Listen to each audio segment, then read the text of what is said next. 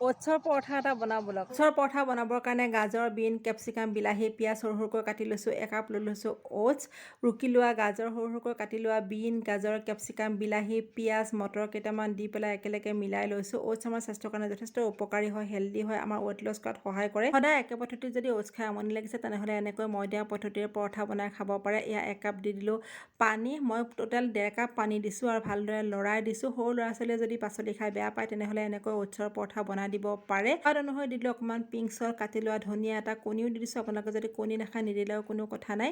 Breakfast, lunch, dinner সকলোতে এইটো খাব পাৰিব। জলকীয়াও দিব পাৰে, আমাৰ নিয়াই খাবৰ কাৰণে মই দিয়া নাছিলোঁ।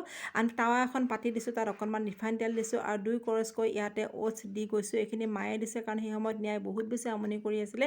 ঢাকনিখন লগাই দিলে, ঢাকনিখন গুচাই চালোঁ এফালে হৈ গৈছে, আনটো ফাল ওলোটাই দি দিছোঁ।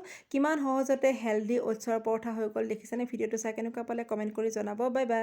ওটছৰ পৰঠা এটা বনাওঁ ব'লক। ওটছৰ পৰঠা বনাবৰ কাৰণে গাজৰ, বিন, কেপচিকাম, বিলাহী, পিঁয়াজ সৰু সৰুকৈ কাটি লৈছোঁ। একাপ লৈ লৈছোঁ ওটছ, ৰুকি লোৱা গাজৰ সৰু সৰুকৈ কাটি লোৱা, বিন, গাজৰ, কেপচিকাম, বিলাহী, পিঁয়াজ, মটৰ কেইটামান দি পেলাই একেলগে মিলাই লৈছোঁ। ওটছ আমাৰ স্বাস্থ্যৰ কাৰণে যথেষ্ট উপকাৰী হয়, হেল্ডি হয়, আমাৰ ৱেট লছ কৰাত সহায় কৰে। সদায় একে পদ্ধতিত যদি ওটছ খাই আমনি লাগিছে তেনেহ'লে এনেকৈ মই দিয়া পদ্ধতিৰে পৰঠা বনাই খাব পাৰে। এয়া একাপ দি দিলোঁ পানী, মই টোটেল 1.5 কাপ পানী দিছোঁ আৰু ভালদৰে লৰাই দিছোঁ। সৰু ল'ৰা ছোৱালীয়ে যদি পাচলি খাই বেয়া পায় তেনেহ'লে এনেকৈ ওটছৰ পৰঠা বনাই দিব পাৰে। সোৱাদ অনুসৰি দিলোঁ অকণমান পিংক চল, কাটি লোৱা ধনিয়া এটা, কণীও দি দিছোঁ। আপোনালোকে যদি কণী নাখায় নিদিলেও কোনো কথা নাই।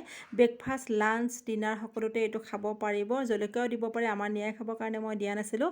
আন টাৱা এখন পাতি দিছোঁ, তাত অকণমান ৰিফাইন তেল দিছোঁ আৰু 2 কৰচকৈ ইয়াতে ওটছ দি গৈছোঁ। এইখিনি মায়ে দিছে কাৰণ সেই সময়ত নিয়াই বহুত বেছি আমনি কৰি আছিলে।